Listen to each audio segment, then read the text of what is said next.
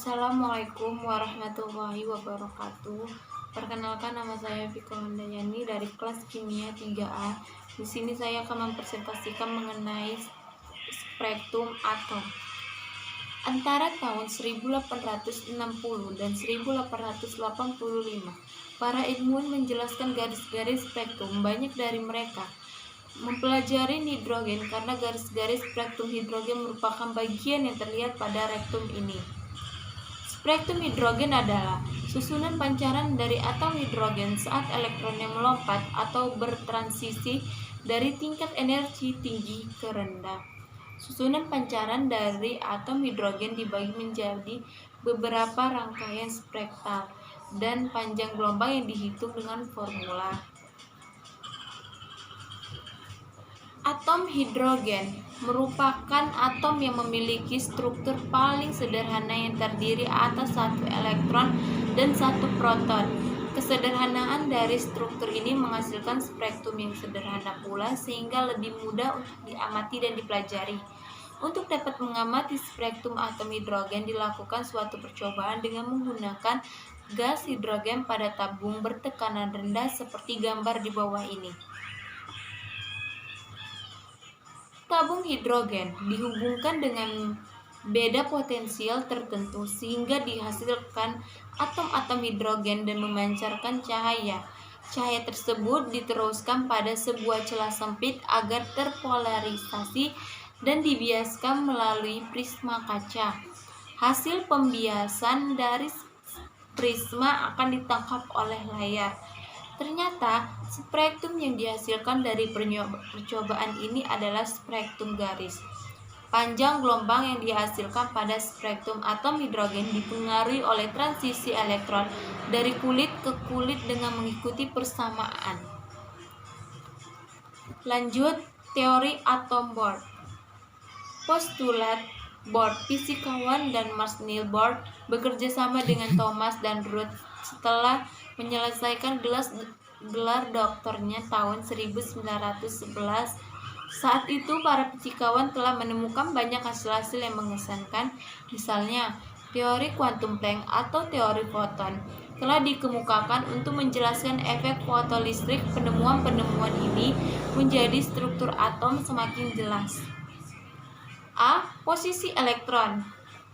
Elektron-elektron mengitari inti atom di bawah pengaruh gaya elektrostatis atau Fe.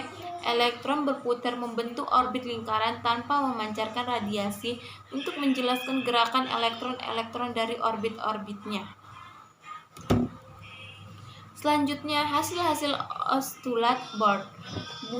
Selain postulat pertamanya tentang momentum sudut, membuat sejumlah perhitungan penting dengan menggunakan persamaan gaya elektrostatis dan gaya sentripetal untuk elektron dalam atom hidrogen. Perhitungan yang pertama yang dikaitkan dengan jari-jari orbit elektron di sekitar inti atom, dan perhitungan kedua menyangkut energi total elektron dalam orbital tersebut. Selanjutnya, jari-jari orbit elektron.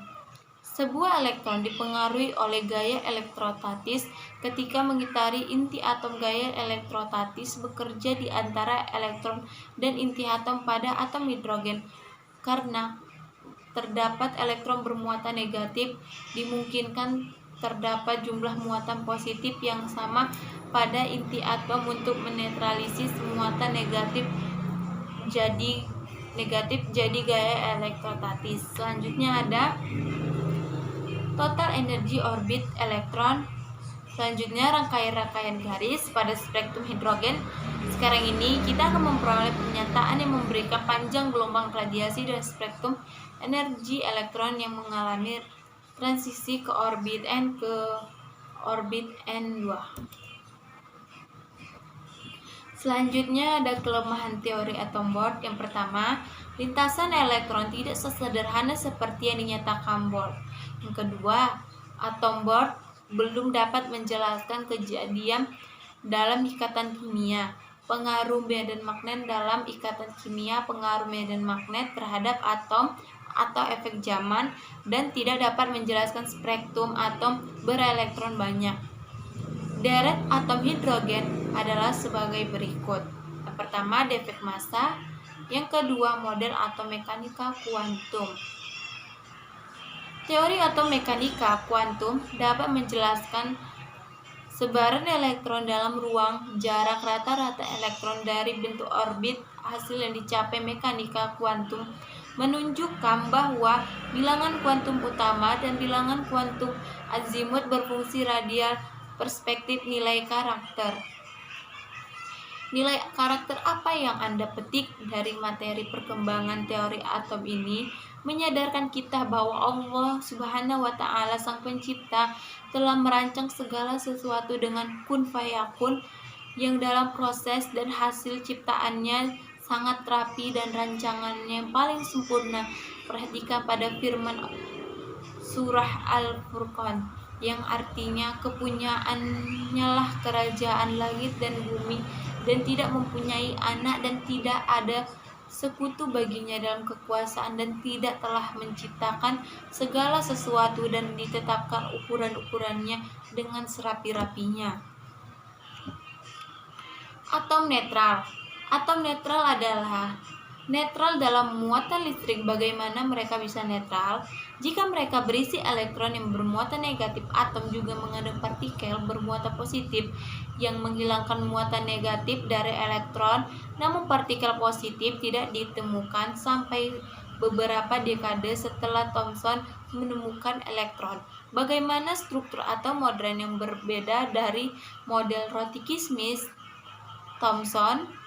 Hari ini kita tahu bahwa semua muatan positif dalam atom terkonsentrasi di inti atom yang disebutkan nukleus dengan elektron bermuatan negatif. Beredar melalui ruang kosong di sekitar fenomena ini telah dijelaskan dalam firman Allah Subhanahu wa Ta'ala dalam surah Az-Zariyat,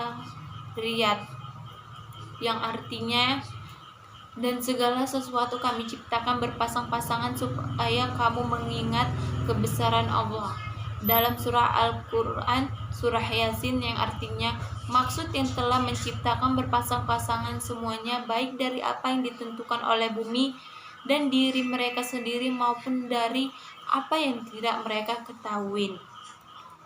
Selanjutnya, teori atom mekanika kuantum didasarkan pada dualisme sifat elektron, yaitu sebagai gelombang dan sebagai partikel. Selanjutnya, model atom modern berdasarkan analisis para ahli adalah sebagai berikut. Yang pertama, bilangan kuantum utama. Yang kedua, bilangan kuantum azimut. Yang ketiga, bilangan kuantum magnetik. Yang keempat, bentuk orbital. Sekianlah presentasi dari saya. Apabila ada kekurangan dan kesalahan, saya mohon maaf. Saya akhiri dengan wabillahi taufiq wal hidayah. Assalamualaikum warahmatullahi wabarakatuh.